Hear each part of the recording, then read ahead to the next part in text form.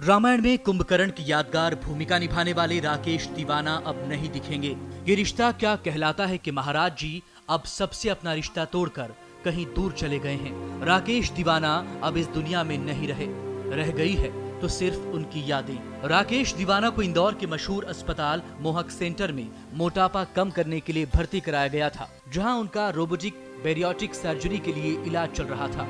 जहां उनकी सर्जरी भी हुई, लेकिन डिस्चार्ज होने से महज कुछ घंटे पहले ही उनकी हालत बिगड़ गई, जिसके बाद उन्हें 2 दिन तक वेंटिलेटर पर रखा गया, लेकिन उन्हें नहीं बचाया जा सका। तो शुरू में बॉम्बे में जाके उसने कपड़े का वो आंगड़िया का काम करा।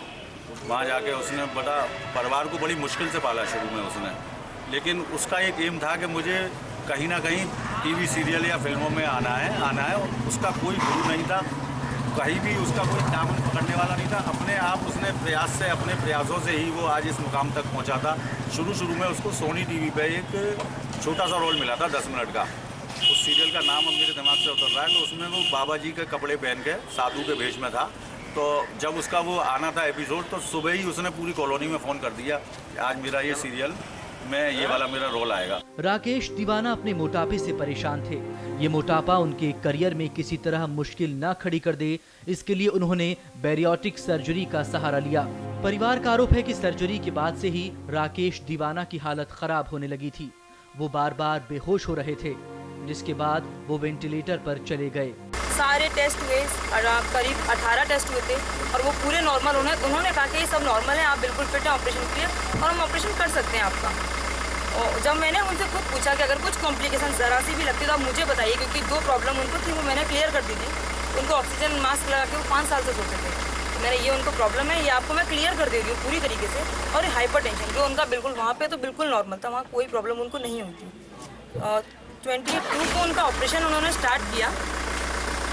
22 को ऑपरेशन के लिए उनको लेके गए और 23 को वो लेके आए वापस वार्ड में सुबह 8 बजे करीब। तो वो बेहोशी की हालत में लग रहे थे, उठ रहे थे, जा रहे थे, डीप स्लीप जैसा वो लोग बोल रहे थे कि वो स्लीप में जा रहे हैं, तो उनको उठाना है। मैंने बोला हो सकता है ये ऑपरेशन के बाद शायद ये नॉर्मल। मैंने पूछा भी कि ये कुछ क्रिटिकल तो नहीं है, लेकिन 8 बजे वो लोग रूम में लेके आए, 9 बजे पूरा ICU बना दिया था वार्ड को भी। परिवार अस्पताल प्रशासन पर लापरवाही का आरोप लगा रहा है। उनकी बेटी का कहना है कि डॉक्टरों ने पहले ही उनकी पूरी जांच की थी। राकेश दीवाना की सारी रिपोर्ट सही थी और किसी तरह की परेशानी की बात सामने नहीं आ रही थी। फिर ऐसा क्या हुआ कि उनकी जान चली गई? हालांकि डॉक्टरों का कहना है कि सर्जरी में रिस्क ज्यादा नहीं होता। का काम है और मगर अब की बार तो काफ़ी सेफ है। लेप्रोस्कोपिक सर्जरी सभी सेफ हैं और बैरियाट्रिक सर्जरी भी सेफ है। कॉम्प्लिकेशन हर सर्जरी में हो सकता है, मगर हर एक कॉम्प्लिकेशन का भी प्रॉपर रिस्पॉन्स और ट्रीटमेंट हो जाता है। भले ही बैरियोटिक सर्जरी मोटापा कम करने का सबसे कारगर तरीका मानी जा रही हो, लेकिन राकेश दीवाना की मौत के बाद ये सवाल उठने लगा है कि क्या इसके साइड इफेक्ट इतने खतरनाक हो सकते हैं कि किसी की जान चली जाए।